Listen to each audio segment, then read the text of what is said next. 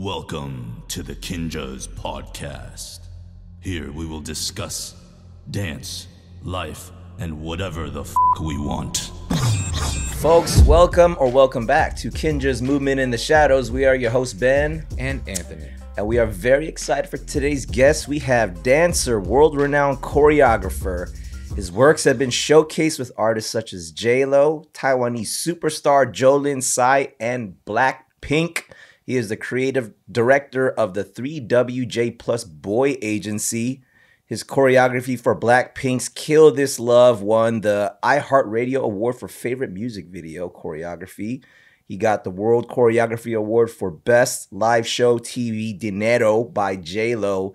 Folks, we have Kiel Tutin in the pod today. How's it going? Thanks for having me. Bro? What's up, man? Excited to be here. Yeah, thanks That's for a strong coming resume. through, man. That's very strong. Thank you. Yeah. Where you coming from right now? You don't live here in LA, right? I technically now live in Oh, LA. you live in LA? Yeah. Just moved, right? Oh, sick. Like October last year.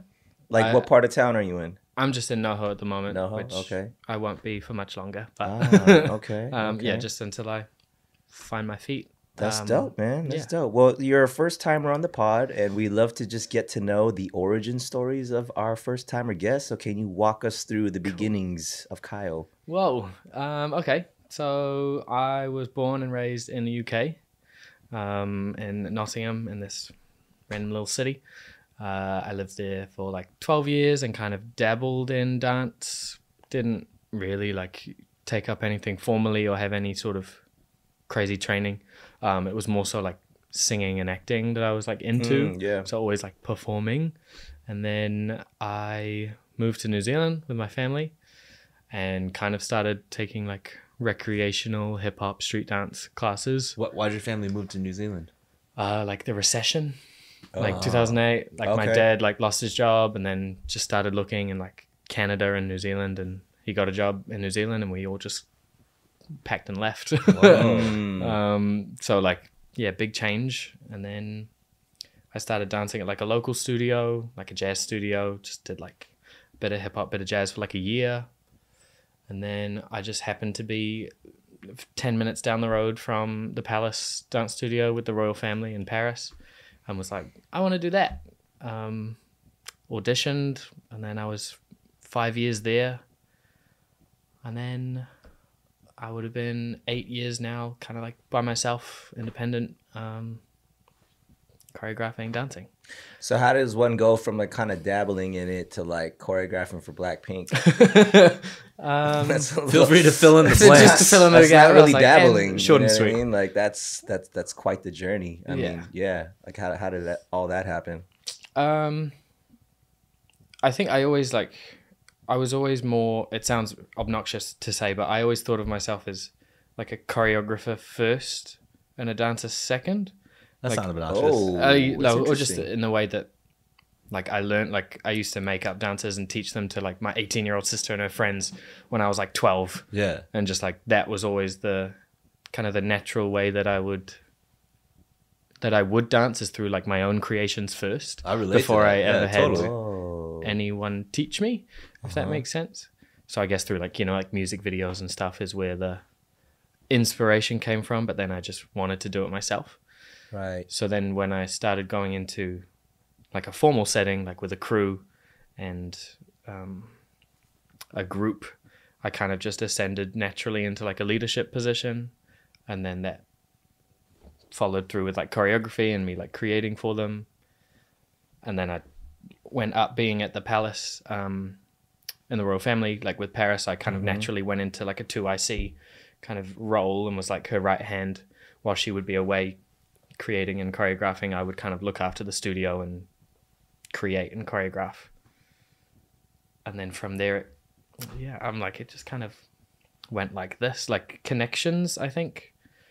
There was one job that Paris couldn't do, so I went to do it, which was Jolin, which was the first time I'd kind of worked with an artist on behalf of Paris, I guess. And that was in 2014. I think I was 18 when I first went to Taiwan and did 2 music videos for her. She liked me so much that I stayed and did a 3rd music video. And then it's like my consistency in working with her because I came back after I'd left the Palace and the Royal Family, started working with her again, just on like little gigs and one-offs. Then I started hiring my friends that are dancers. For it, I hired Michael Metuakore, who's here dancing, who was dancing for JLo at the time. And then he posted the gig on his social media. Nappy Tab saw it, hired me for JLo. That kind of went like this, that like this. JLo got me this job here, and like it just kind of. It's a lot of ping ponging. Yeah, that's cool. I guess that's kind of. Yeah. Well, the underlying consistent thing is that you were probably creating magic, because like, you know what I mean? Like people meet, you know, the world is small enough where we're going to find our networks. You're going to meet somebody who knows somebody who knows somebody, but you have it. You got some sort of X factor that people might have watched one video once and were like, we need that guy. You know what I mean? So yeah. I mean, stylistically, when I see you are you have a very unique style, and I think when you were talking about your choreographer first before dancer, because you are probably more of like I want to express whatever is in me. I mean, sure, you have some training. You said you did some studio training and things like that. For you, like I'd love to hear people's not definition, but like how they sort of like will translate where their style comes from. Because for me, I will even say for me, my style comes from like incorrect learning. Got it. Like I learn things incorrectly, For sure. and then I put stuff out, and everyone's like, "That's a dope style." And I'm like, "Oh, I thought I was popping." They're like, "Well, that's not. I mean, it's inspired by popping, Yeah.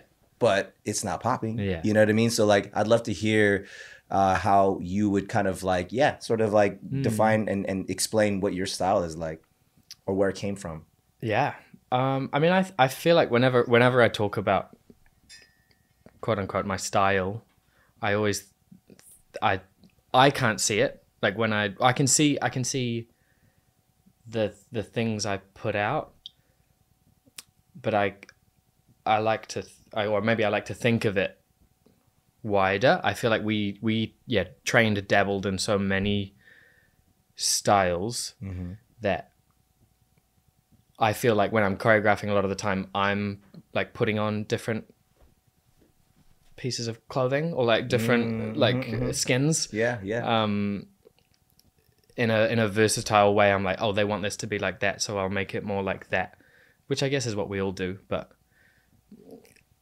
my like main influences, I guess, that have shaped what I do or shaped my thinking of where moves come from, I guess, is like in the, I guess, roots of, it'd be like whacking, Vogue, dancehall, house, maybe would be those kind of core styles, or the ones that we focused on at that studio as well.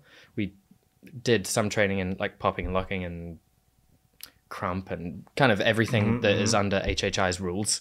You know what I mean? HHI anything rules, that must can do 2 8 counts of this. Yes, anything that can Yeah, qualify yeah. as a style. Yeah. But we really, and I guess it's the same thing, kind of like incorrectly looking back now, because in New Zealand especially, we didn't have style communities 10, 15 years ago. Everything, it's the same as Paris. Everything that we all learnt was off YouTube, because we didn't have an underground Vogue community. We had like, there's like breakers and maybe some lockers that have been around for a while, but we didn't have anyone to teach us. So someone would maybe go overseas and come back and like be like, oh, this is what I learned. Or we would just be like doing little workshops within ourselves of learn someone's freestyle off YouTube from this battle and then like add your own 2 8 counts. And like we would do that to kind of develop our knowledge of the style. Yep. And then like creating our own basics and foundations to train.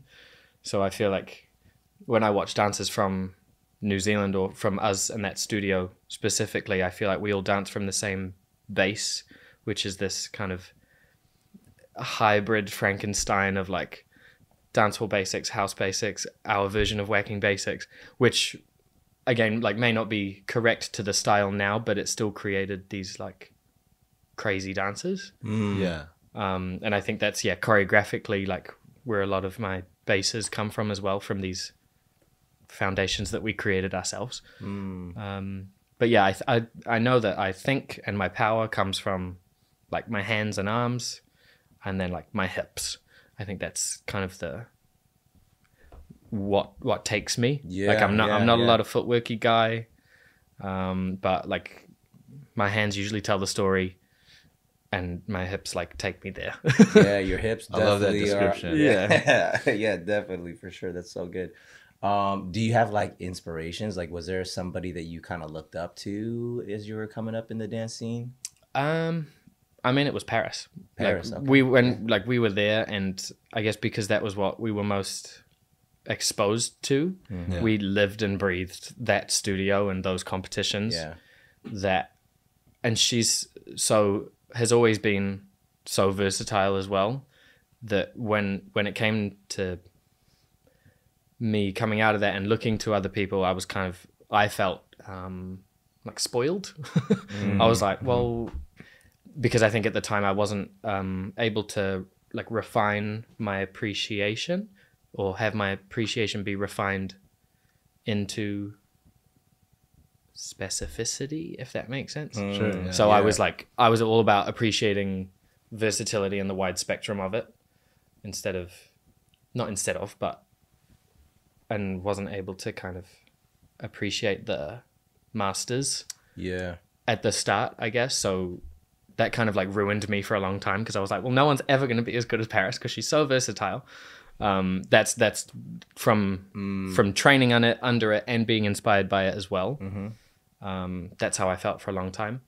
And then only like in the last couple of years, I think I've been more able to appreciate and idolize other people, but I try not to, but I push myself away from being inspired by dance for dance, because I have like a photographic memory and I feel it coming out in my choreography in a way that I don't like.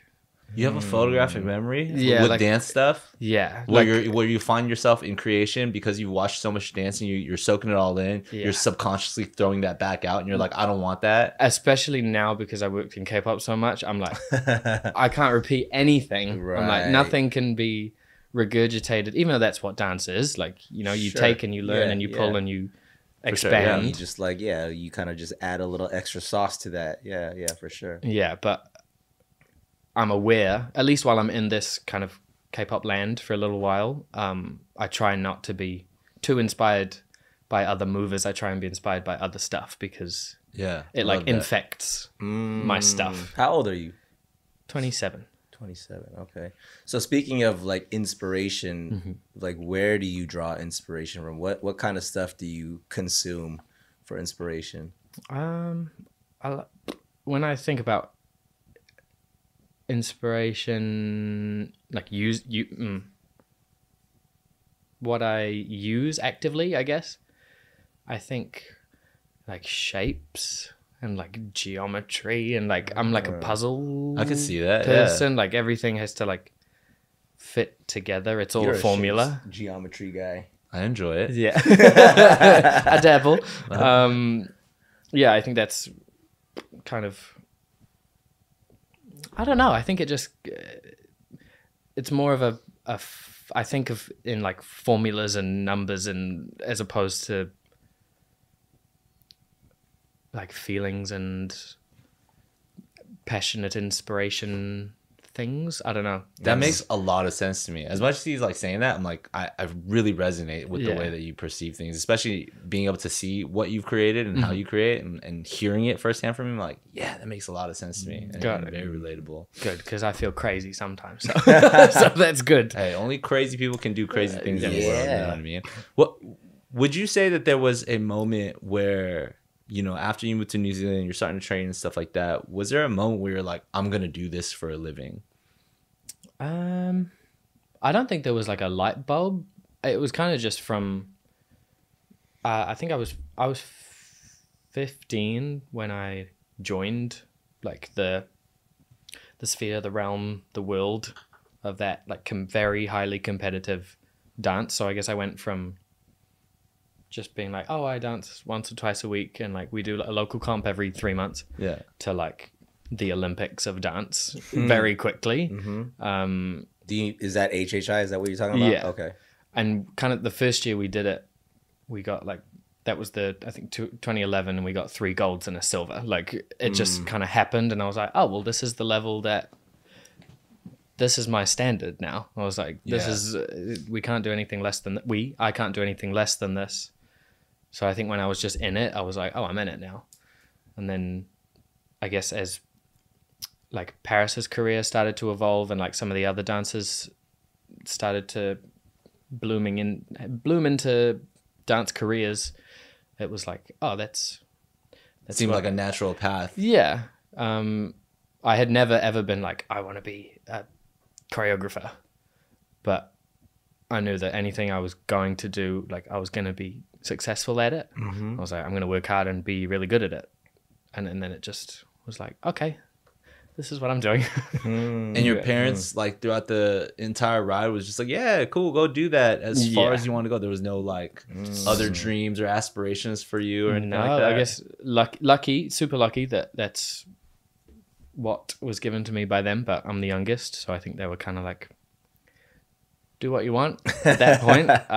But no, they were always super supportive. Like as soon as I was like, yeah, I'm enjoying this dance thing, like my dad like built this mini dance studio like in my room and was like, go for it, like make it happen. You have siblings, you said, you sisters? 2 older sisters, yeah. Are they in the creative space at all? Not now. We were always kind of like musical. Like my elder sister was more like into acting, and then my second sister was more into singing. But yeah, I was the kind of one that kind of ran with it. Wow. So you come from a creative family, like bloodline then? I wouldn't say so. Oh, okay. It's not like no one was like a saxophone prodigy or like anything like that. My parents love music. They're not musicians or anything like that, but we would just always there would always be music playing. And it's not even like refined music. Like some people grow up with like 50s music playing. It was just like music from the 80s. Like good music. Yeah, just like what's on the radio, like pop like music. Okay, they were into it. So we were always like, we just always be singing and making up little dances and stuff. And then I love the subtlety of the way that you're explaining everything. You know what I mean? Yeah, you're like being too humble. I feel, bro. We need to like but it's good, and I want to fluff this up, you know, for all of our listeners and viewers and stuff, because you also just came off the heels of being the creative director for Blackpink at Coachella. Obviously, you've done many things with them in the past, and you've clearly built a very strong relationship with them to the point where you've gotten to that. But you know, when you think about like stuff like Coachella, you know, and Blackpink's headlining, like musical artists around the world, like headlining Coachella is like a high tier upper echelon of like dynasty type legacy. Like you have to be goated in that era to get an opportunity, you know. Rest in peace, Frank Ocean. But like the point is, like that's like almost a final finish line for a lot of people. If you could get there, that's something. So to even be, let alone the choreographer, the creative director of that headlining act too, I would arguably, you know, without people putting these into words ever, say that for a dancer, choreographer, or anything, that's also of that magnitude of upper echelon. Like, you know, you've done one of the highest level of things that can be done in this game. So number one, congratulations. Wow, thank you. And it was a great show. But number two, it's kind of like, I just want to share that in a very direct way, because that's how I see it. That's how I understand it. That's how in this dance game and in this career, to be put in those types of positions is a phenomenal feat, which is why I love the juxtaposition of like the subtlety in which you're explaining your background or like this non-prodigy type of like upbringing of creative family. You're just dabbling in this, and there was just, oh, well, you know, we were under Paris and we were doing this with Palace, and first year I went to HHI, we won like 3 golds and silver. So that was just my bar. And I'm like, that's such a crazy journey you know what I mean, to get to where you've gotten for everything you've done. And obviously that's just one event. Like, you know, you had just mentioned right before we started this pod, you got to still pump out another like 5 tracks for different like K-pop artists this week alone, let alone I'm familiar with, you know, everything that you're doing with Jam Republic Agency and building that out. And you know what I mean? And you know, you're also, you just said you're 27. The amount that you've accomplished at your age is phenomenal. So I just want to give those props because of the subtlety of the way you're speaking about things. And which is why I'm also just like sitting on the edge of my seat being like give us the magic. What else is going on? Like, you know what I mean? Like, where are you pulling this stuff out of? Because what you're doing, not many have ever been able to accomplish at this level, you know? Crazy. That's his response. Crazy. I love it. That's so good, man. So like you're out here in LA now. You're newly here in LA. How long? Like I've been back and forth maybe like 5 years now. Oh, okay, back and forth. But you just decided to basically really establish roots out here since like last year. Yeah. What was that for? I mean, there's obvious answers maybe because like LA being the hot spot where the work is at, all the mecca is. Yeah, honestly, it was a kind of a default. It was like after COVID, I was in New Zealand the whole time, and then we just kept being put into lockdowns after like the rest of the world was fine. And what's the year? Like the end of 2021, we went back into like a 4-month lockdown. And I was like, I've had it. I'm leaving, because when we leave New Zealand, like you couldn't get back in. You'd have to do like basically like a lottery system to get back in the country. It was wild. So I was like, I'm gonna go and just go for a while. I was like, I got my visa anyway. I had my second visa.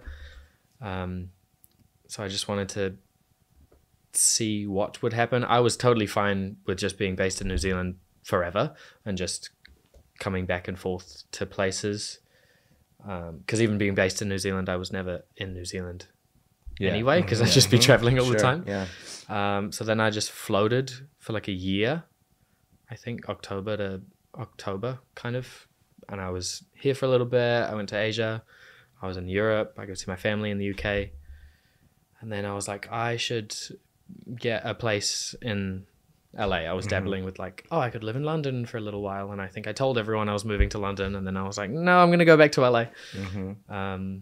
So just to be here, I think. And now it's at a point where a lot of the people that I like to work with and my friends are also here as well. So I think it just kind of made the most sense. I was aware that I needed to do, not needed, but I wanted to do something else.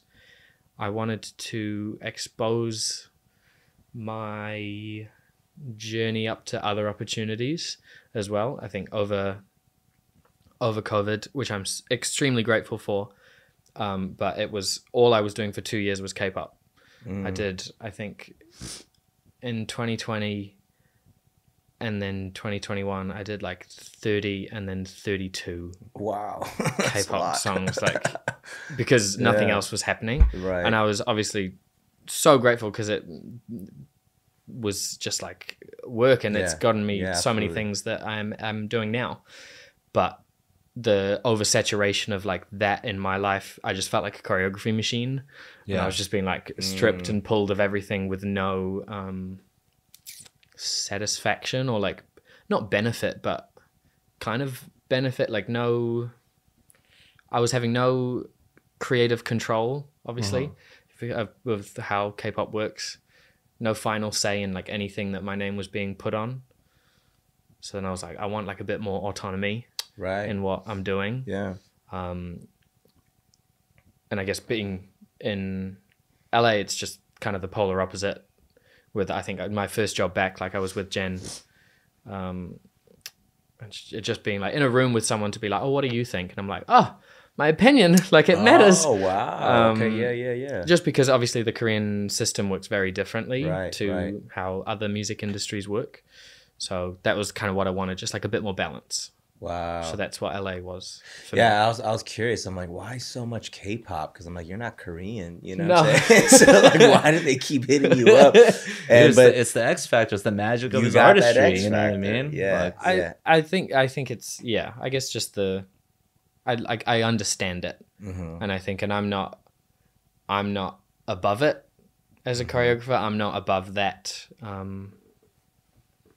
that give and take. I understand the Korean industry, and I think I know what they like and what they want, and I love it as well. I'm a fan just as much. So I do put a lot of energy and time and effort into every one that I do. So then I guess it just karmic cycles back. Yeah.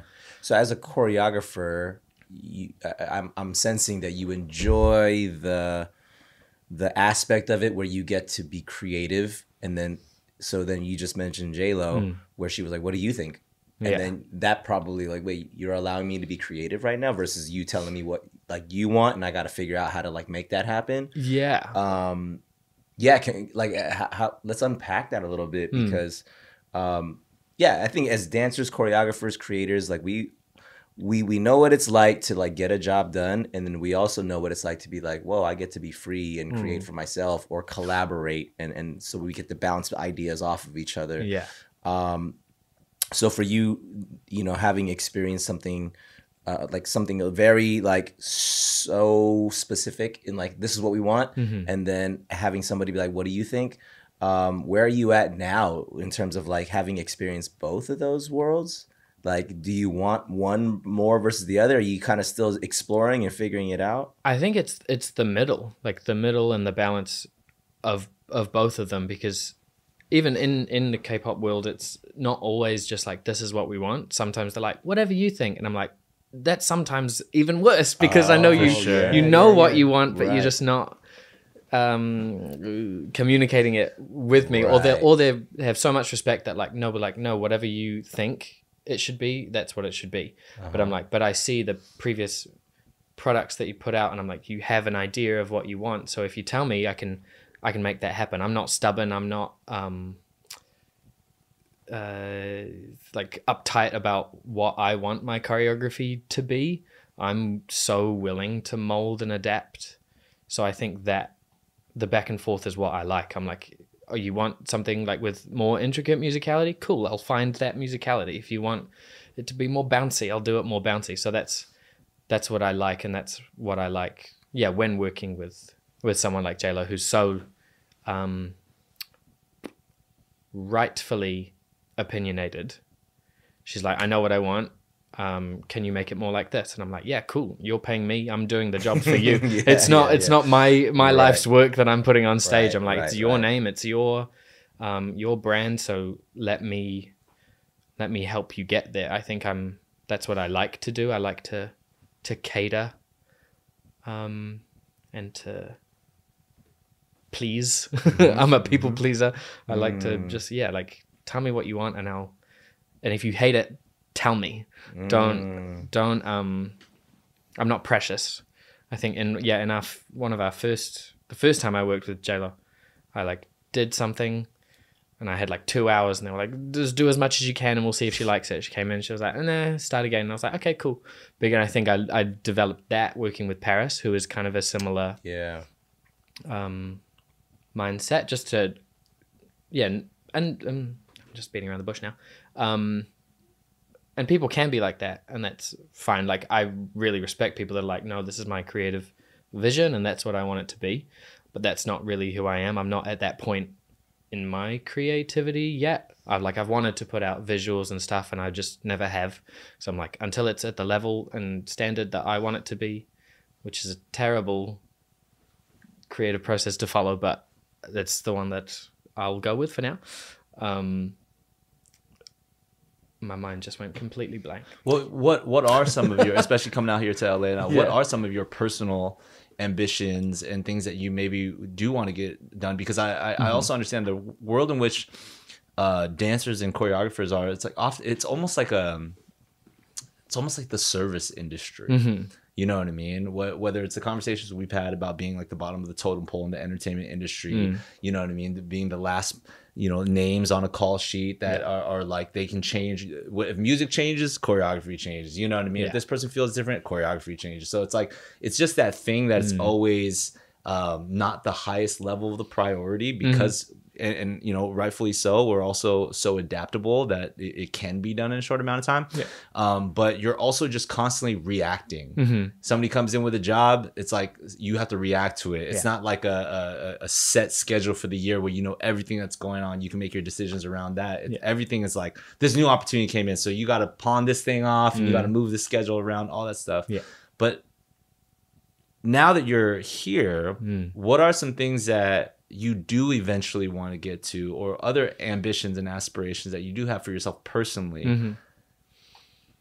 I guess, like dance wise and choreography wise, it's so boring, but I don't I don't really have like, oh, like even Coachella, I was never like, oh, I want to do Coachella, or like I want to do, there's things that I feel I should feel like I want to do. Like I'm like, oh, I should want to win a VMA for best choreography, or I should want to win an Emmy or do a TV show. But I honestly, the way that I am, like as a person, I'm like, if I'm having a good time and I'm enjoying what I'm doing, the people are nice to me, nice to you, I enjoy the music, I'm good. Like I'm kind of just have been cruising for 10 years. I'm like, that's kind of where I sit. I would say I'm like ambitious, but not for specific things. I'm just like, I know I'm going this way, but I don't have like checkpoints or that's things. Amazing. Maybe that's actually the magic that like really helps you also be able to cater to so many different projects and artists and stuff, or not get too caught up with the your own opinion, your own flavor and stuff. Maybe it's a part of that same mentality that allows you to kind of just cruise the right way. Got it. I think that only works, not only works for me, but I think that it wouldn't work with a lot of people. Yeah, because you kind of have to have those milestones that naturally that feel good and that you want to work towards. But I guess just my combination of things that I've been through and that I value just let me do it that way. Yeah. You know what I think it's also, as Ant was just talking about, this magic. You're very talented. You know what you're doing. And great, that's dope. Like that's why you're successfully, moving through your career. But in terms of like, even just hearing your response to like goals and like, what's my, goal for being out here, and you're like, I don't know, like whatever feels good. Sure, that can be a very like art, like an artist kind of answer, but I feel like you really mean that. And I think also, I just get this sense that you're not really distracted by the shiny things. Meaning like the Coachella, you said, Blackpink Coachella, headlining, like you should be excited. You should be like, oh my gosh, I'm about to, not to say that you weren't, but I'm just saying you're just like, but like it's good people, good music. I like it. It's going to be fun. I want to be good, like on the project. And that vibe of like, I just want to have like good vibes and good feelings and just like, treat people well. And that is what you bring into all these things that you do. So then people see like, he has the moves and all the stuff that we want and all the creativity, but we want him just because his vibe is what we're like, he's just great to talk to. I actually just want to hang around this guy. Like that is that magic sauce that I think people may not give enough credit to. Because when you think about this industry, Hollywood, entertainment, like you just think, man, I gotta be the best at my craft. I gotta be the best looking. I gotta like blah blah blah blah blah. Like, but then it's like, do you know how important it is to be a good person, to like want a pleasant person, for people to be like, I just want to hang out with this guy. I would want to sit down and have a meal with this person.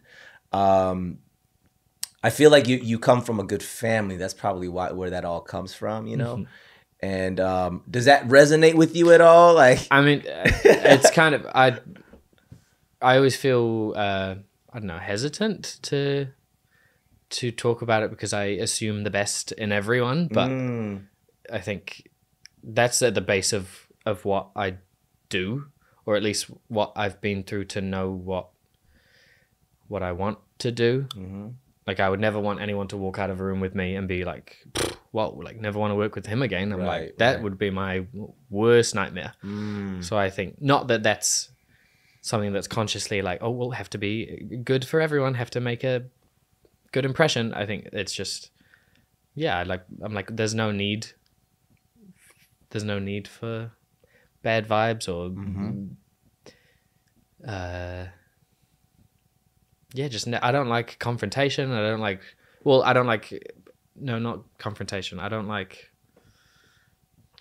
bad vibes. Bad vibes. Yeah. You know, like bitchy energy and people making people feel lesser than. And I'm like, at the end of the day, have you ever experienced somebody that you didn't appreciate how they directed something? Absolutely. Yeah. So you don't want to recreate that. No. And I think that's kind of it's what like knocked me off into feel this free direction. to say their first and last name and their address. Yeah, for sure. No, and I think, you know, everyone is a product of their own experiences as well. But you can either absorb it or you can deflect it and go the other way. And so I think that's what's taken me on this journey, and being just like I like consistency and longevity. Like I'm like, the goal of going into working with anyone, if I like working with them, is that they want to work with me again, which I'm lucky enough that most of them have, which is why I'm a workaholic and have too much work now, which is great. But I'm like, there shouldn't be any reason not to, unless it's something that creatively I don't want to align myself with anymore, which there has been people that creatively or personally that I don't want to align myself with. I'm like, why wouldn't I want to keep working with these people and keep making cool stuff? Right. As far as like making executive decisions, because that's what the role of a choreographer, creative director is. You got to be able to pull triggers, but you're also taking into account so many moving parts. Like you're thinking about the artist, you're thinking about like their management, to like you're thinking about your dancers, like so many things. And then like you said, you're a people pleaser. And that being sort of a natural way that you operate, because that's just kind of like how you are. How do you process that, like making the right call? You know what I'm saying? Like pulling the trigger, because you know that somebody's gonna be like, what? Like, is that the right move? Like, and how do you like make those executive calls? I mean, I think I have a kind of like a mentor, but like a friend, basically, that I run the agency with, 3WJ in New Zealand, called Kitty. And she's kind of been a guiding light in the past 5-6 years that we've kind of aligned ourselves together. And she always has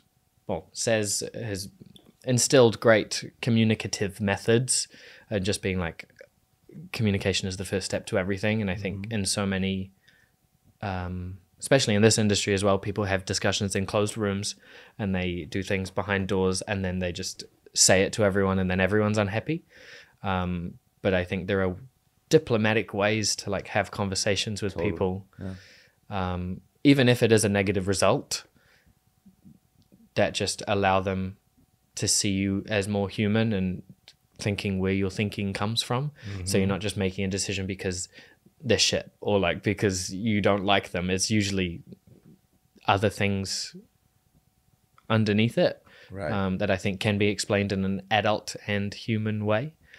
And that's what I think. And I think especially because I work with so many people that I am also friends with, I really have to balance that line, because these are people that I'm going to see all the time as well. So it's just about doing things in a grown-up way, I think, instead of but obviously there are times when there's like hard decisions that have to be made and people are going to be unhappy about it, but I think it's just how you deal with it. being polite is usually like something that gets me through anything. Winning formula. Yeah. It really is though. Yeah. I'm gonna ask you a personal question. Okay. What do you feel like in your journey so far you've struggled with the most? I feel like there's like my journey and then like my K-pop journey. Like I think they're two Separate journeys. Okay. separate bubbles. Uh-huh. Like I think the K-pop thing, in my K-pop journey, it's completely changed how I work and how I create because it was so heavy in what I was doing. And I was listening a lot to like feedback online. I mean, it's COVID. Everything was only happening through your phone screen anyway. So I was like subconsciously intaking a lot of what people were commenting and saying to me in Twitter and blah, blah, blah, blah, blah about, just like about choreography and about moves and things that I was doing if people didn't like it, or which is like the 101 of what you shouldn't do, like listen to people that are not experts or respected.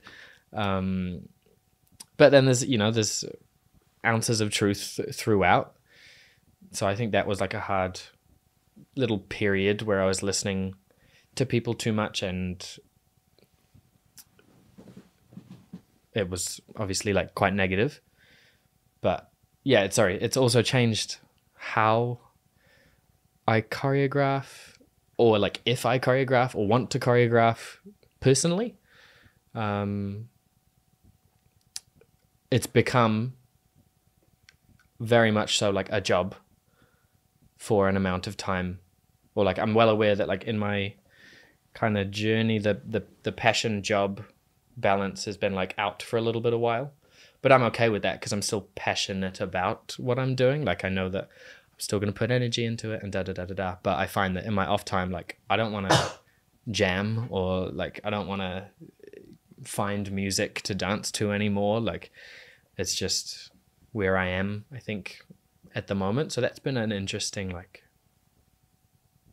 field to navigate from something that, when you're 13, 14, you're like, wow, I'm finding new music on hotnewhiphop.com and like, just letting that be. So I guess like the transition into full job passion and like finding out what your other passions are, I think has been a struggle, but I wouldn't say the biggest struggle either. I can't think of anything because I also just block any negativity out now. I was going to ask that the blocking the negativity thing. You said like to not pay attention to certain types of comments, but we're all human though. Like we, as artists, we're sensitive, right? Like we put out something and we were like hoping that everyone loves it. Yeah. But truth of the matter is not everyone will. No. Right. So how do you filter out or block the negative comments that your human nature can actually be sensitive to? Now like just ignore it. I think now is just like a choice. The playground, the playground advice is always just like just ignore it and it'll stop if you don't feed into it. If you don't reply back to them, then you stop seeing the value in it. So I think that has been one of the biggest things. Yeah, I think you can do that when you're also doing something else to help you do that. Meaning like, what do you do? Because that ability to block or ignore it, you heard that from something or somewhere. What do you do to feed, to strengthen your solitude, so that you have the ability to be like, yep, I don't need to look at that. I don't need to pay attention. Like, what are you doing to kind of feed that positive side? I feel like it was maybe like two things. So like one was like going back and taking a moment and actually appreciating my work by myself and like looking at it and be like, you know what, my opinion and my own objective nature, I'm saying that this is good, and I do like it, and it's not just something that I created for someone else. Like I do like it personally. And then I think the other thing that has helped me is like spreading my focus elsewhere. I was saying about like the balance and wanting to work elsewhere, going and teaching again, going and doing this, like, so that all of my personal value wasn't all holed up in this one area of the industry. That's kind of like put my mind at ease in a sense. Yeah. Staying busy sometimes. Staying busy, but just, working in different capacities. Because I think that was solely kind of just about K-pop. Like, if someone has something to say about what I do for Jolene or J-Lo, like, I'm like, no, that doesn't matter to me, because I know. But like when it was COVID and all I was doing was K-pop, and then all of this negative feedback was coming through K-pop, I was like, whoa, like that could just all crumble and I would have nothing left. But being able to just like go and do other things, I think just, spread my perception of my value back out.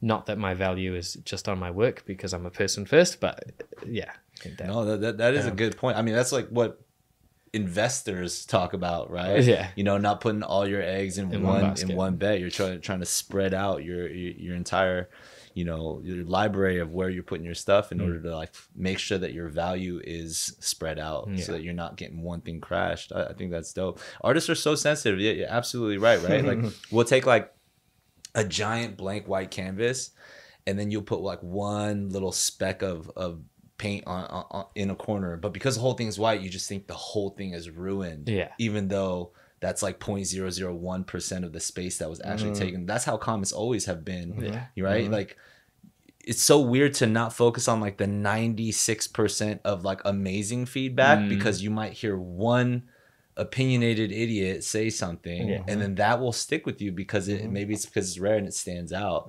And again, artists who are creating are meant to be sensitive. We're supposed to like feel things in order to translate that into our creations and stuff. So it's such a crazy kind of just life experience as human beings, you know what I mean? Especially from a creation point of view. But I like what you say about how, you know, you're able to spread your own perception of value and worth of your artistry over a plethora of different things, so that you know that if one thing is, you know, shit in the bed for whatever reason, or somebody just doesn't like something, that's not your entire being. You know, they might just dislike that moment, and then at the same time, who the fuck are you anyway? You know what I mean? So sure. I like the way you said that. You said you said being human. Like how do you get into your humanness? Like when you're not like, I don't have to work, I need to shut off for the day. Is like, how do you take care of yourself? I don't know. I struggle. I think honestly, as annoying as it is, again, like a lot of it is tied to New Zealand, like the country. I think that's where I now feel at home, because I don't work in New Zealand. Like none of my work is based there. No one hires me there. So if I go home, it's to chill and like just being by the beach. And I've developed this really annoying sense that like, that's what my life will be. Like I'm going to retire by the beach, and that is my standard. That's awesome. That is but dope. like unachievable now. So like that, I've kind of always been like away from my family since when I was younger. So I'm lucky that that's not something that I need to recharge. Like that's not dependent on my well-being, like going home and seeing my family, because if it was that, like I would be shut down because I hardly ever get to see them. Like I have to physically now go to the UK to see everyone. So if that kind of makes sense, like I'm not reliant on seeing them to be okay, because we've always had this relationship. Like I've had long distance relationships with my family since I can remember. So that's okay. I don't know, just like chilling. I think I'm like, as I'm getting older, I'm trying to devote more time to relaxing and going on holiday and just What are you doing when you're relaxing? Are you on Netflix? Like, are you reading? What are you doing? I don't know. I can't sit still, so I just like walking. I feel like malls are like my safe space from traveling. Okay. It's like the Walking one through the constant malls, that's yeah. always the same. There's a great mall down the street, by the way. I like that one. But yeah, no, when I kind of when COVID happened and I went back to New Zealand, I would just find myself like driving to a mall because it was the one thing that's the same in every country. And I could just so good. like walk and just browse, and I think cosplay like a normal person for a while. You say cosplay like a normal person? You know what I mean? Like just someone that like goes shopping. Oh, okay. But no, yeah, I like to game. I like to just watch movies and dope. Are you hanging out with people? You have like, are you like, I like being with friends, or do you just like to be kind of alone? Well, he's probably like us because he's like working with his friends so much true. that line between like professional business and then like your homies there's no line. You know what I mean? So like you end up almost confusing. And again, I'm just assuming, but it's based off of what you said. You know, you're like your hangout time is work. Right. Or your work is hangout time. It's often the same things, you know? Yeah. And I'm like, do you want to hang out? And they're like, no, I just want to chill. And I'm like, oh, crap. I'm like, well, I can create the line. So like, you guys need to create the line as well. So. What's the thing that like energizes you the most?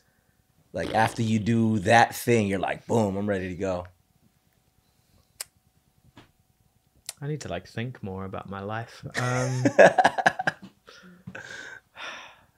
don't know. I feel like I haven't felt like energized in a long time. I need some sleep from like sleep. Coachella. You know what I mean? Yeah, like, sure. Yeah. Sleep does energize you. Yeah. So yeah, that probably makes sense. I like like the beach. The beach. Yeah, and like swimming and like. Oh, like you're actually in the water and doing the whole beach thing. Yeah. Okay. That's dope. I'll learn how to surf someday, but I'll get there. Dude, surfing's dope, man. Yeah. You should try it. It's very therapeutic. What I'm gonna go back to a little bit of the creative, fun stuff. If you had to choose one, would you say the thing that gives you either more inspiration or joy or energy, if you will, in the creation process is like in the rehearsal, like figuring something out, not necessarily figuring it out, but like the figuring of things out, or like no matter how much hell you just went through to do stuff, seeing the finished product and being like, we've done it. The end, right? The end of like, because when something just like works and like the puzzle clicks into place, that's the goodness. I assume that. See, I resonate with this guy a lot. Like, I feel that a lot too. I put oftentimes into a creative project, like we'll go like 95% of the way, and the last 5% is everything. You know what I mean? It's stuff like it's like putting a set together and then not, being cool with like all the pieces, like no matter, that's the meat and stuff like that. But until you add like the small transitions or like pieces of sauce, and that's it, that like tie the flow together. For sure. And then seeing the finished product and being like, I didn't like this song to start, but now that we're done with it, you know what I mean? I'm like, I'm very proud of like what we've all done. And that oftentimes is a part of the energizing for me. Getting to the end of a project, got it, thinking like, oh my God, this took so much out of me. But then once it's finished, seeing it and being like, this is why I like doing what I do. Cool. And then I'm able to roll into the next thing. You know what I mean? I would assume you're of similar nature, especially because you have so much back to back all the time that you need to find this moment almost that like allows you to stay like really, really in tune and happy with what you just put in, because you exert so much energy as a creative. Yeah. You know what I mean? So much time. And I always used to think back in the competitive dance circuit that we all come from and stuff like that, things like Vibe, Body Rock, all these competitions. You work for like 3 months on like a 4 to 6 minute show. It's like the most inefficient amount of like energy that human beings do. It's such a weird choreography, so weird. 30, 40 people get into a room, try to move like each other for a couple minutes and put like their whole life into it. Like, this is exhausting. But then it's not until you like are maybe at the helm of that creation or get to experience like the depth of that, when you see the finished product, you're like, oh my God, I'm willing to put in another 3 months to do that again. Right. You know what I'm saying? Yeah. Because it's crazy other than It is crazy. Dance is weird, dude. Dances are weird.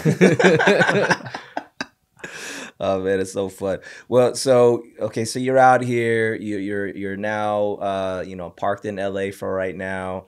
I'm sure work is nonstop.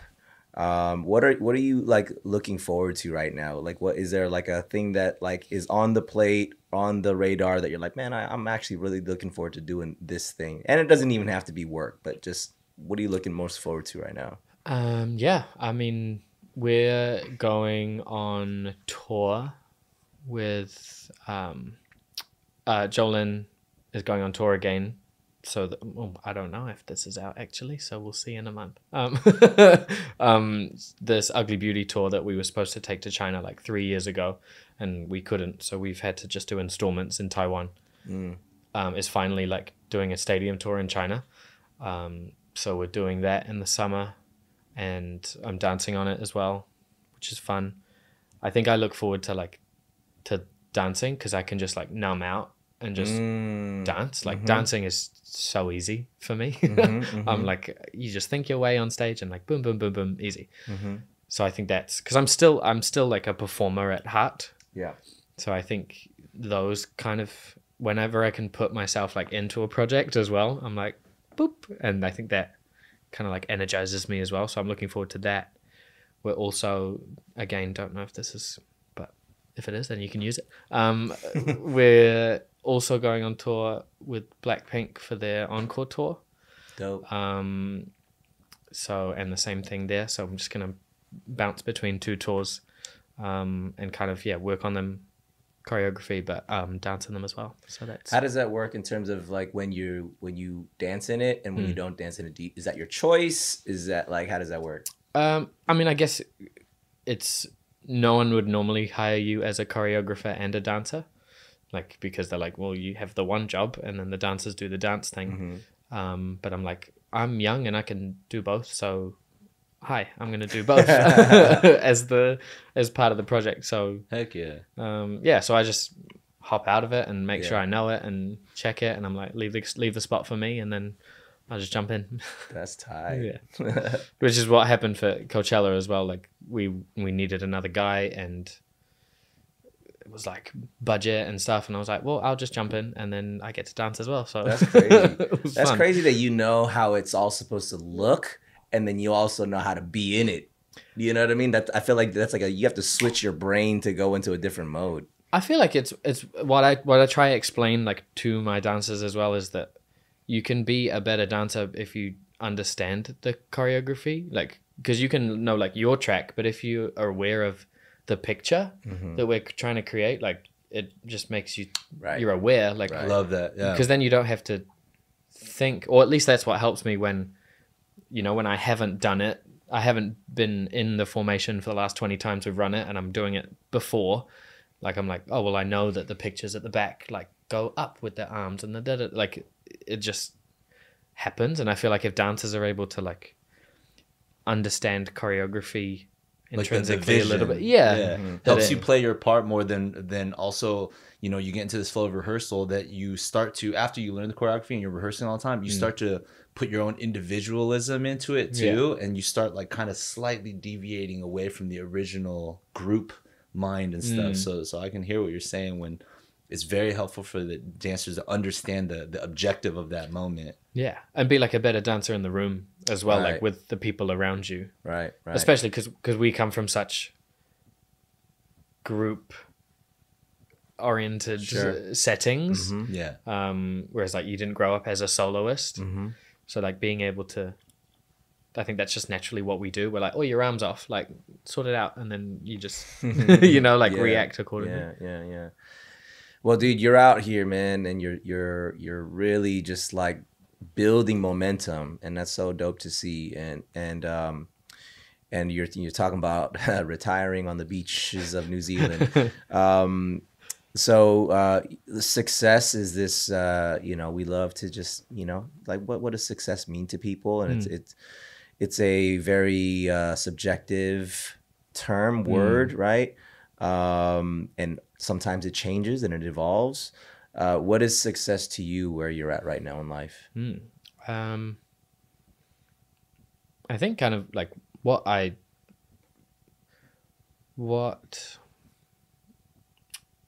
me piece the sentence together. What I explained as like making me happy, that's kind of what I think of success for me as.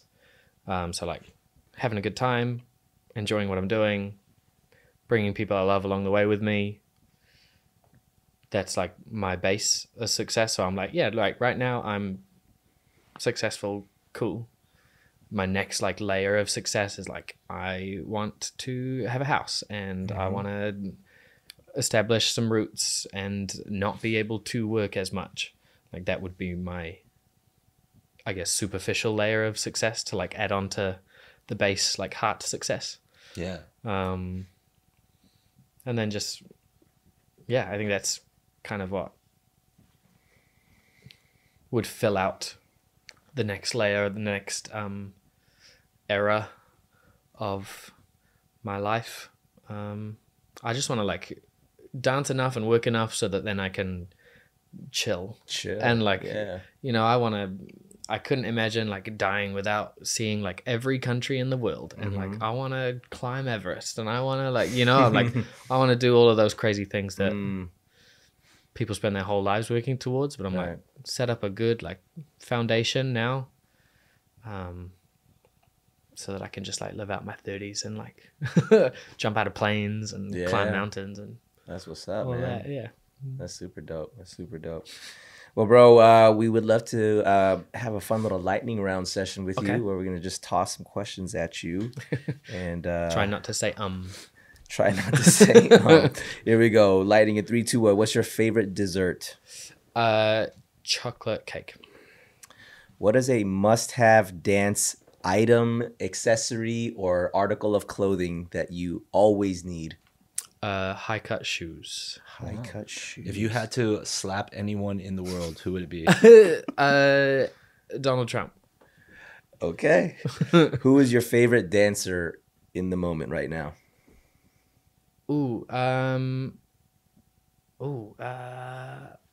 I always love Jessica Tortor. She's my friend from New Zealand who's now here. She's epic. Sick. Do you have a favorite childhood movie growing up? I'm a Libra, so like I have a list of 10 for anything that you ask me of my favorites. But I'll go animated movie Wreck-It Ralph. Whoa, yeah, Wreck-It Ralph. nice. I love that. What is your proudest moment? No, far out. I don't know. We'll go with Coachella. Coachella. That's Congratulations a again. big moment. If you had to relate to any superhero, who would you most relate with? Oh, that's like deep. Get deep. Spider-Man. Spider-Man. Yeah, Okay. off the top of my head. Like friendly neighborhood, helping the people. Bit like Robin Hood, you know, like that's, I think. Super physically agile and flexible. Hopefully, yeah. Oh, I was meaning like his deepest, darkest, like you know, like what he wants to do. Like he wants to help the people like around him and Friendly neighborhood. Yeah, Spider-Man's a friendly good neighborhood. one. Yeah. Spider-Man. What is a dream opportunity for you? I would like to, I guess, like work on a musical. I think I was gonna say movie, but then I was like, movies are painful. Like the process of a movie, like shooting and da da da da da. So I think a musical. I love like my love for dance comes through my love for music, not movement. So I think being in something where like singing is involved as well would be cool. You heard it here. It's going to happen. Yeah. It's going to happen. That just manifested right now. I believe But it. yeah. I Spider believe manifested. it. If you weren't dancing, what would you be doing? Singing. Singing. Yeah. Okay. Or learning how to sing better. Okay. Yeah. Okay. What is your favorite quality about yourself? I was going to say my humility, but I don't think that is my favorite because it's annoying all the time. I'm giving.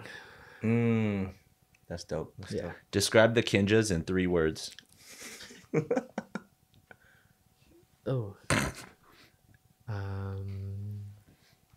Family. Okay. Good start. Skill.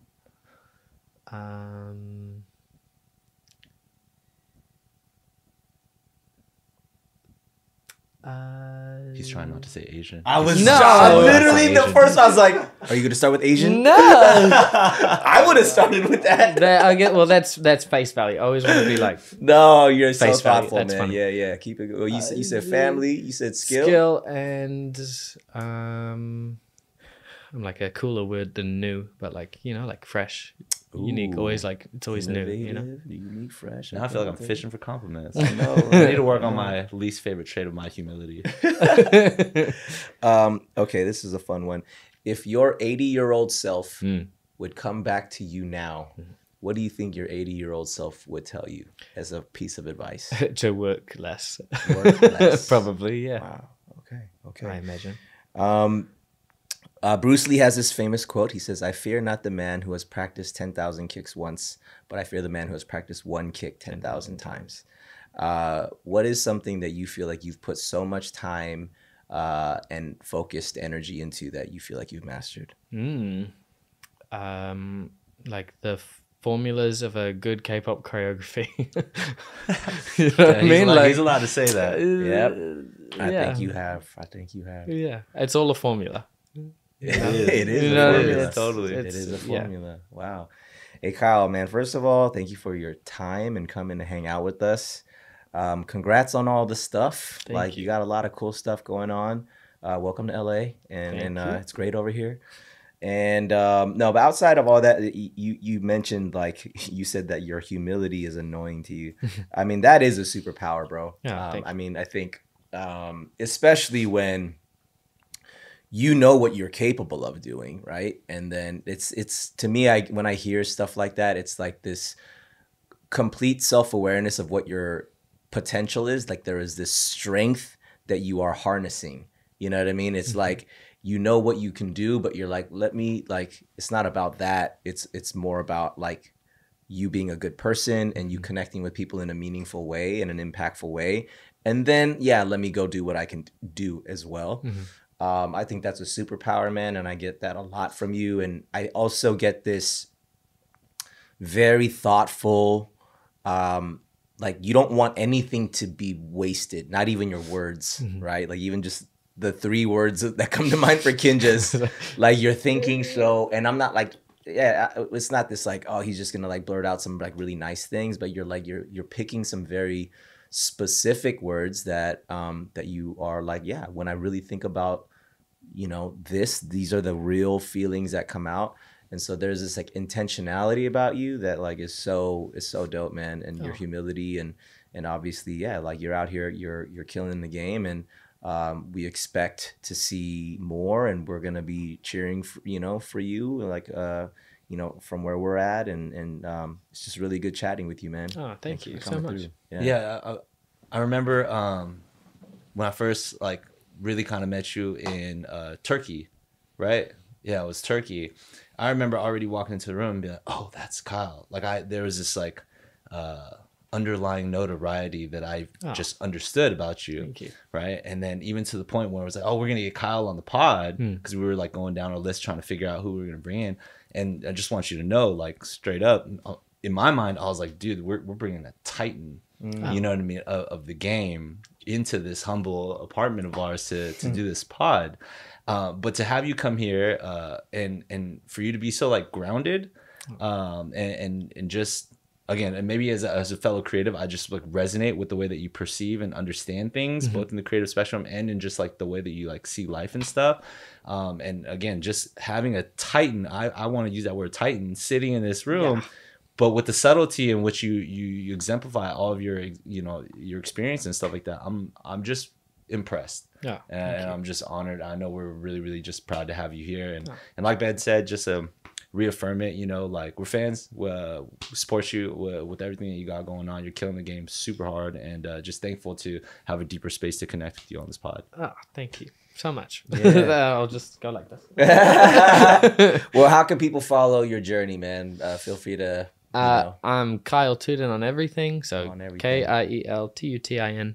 Apart from TikTok, because someone stole the name. So just Someone Kiel stole your Tut- name on TikTok. Yeah. That's hilarious.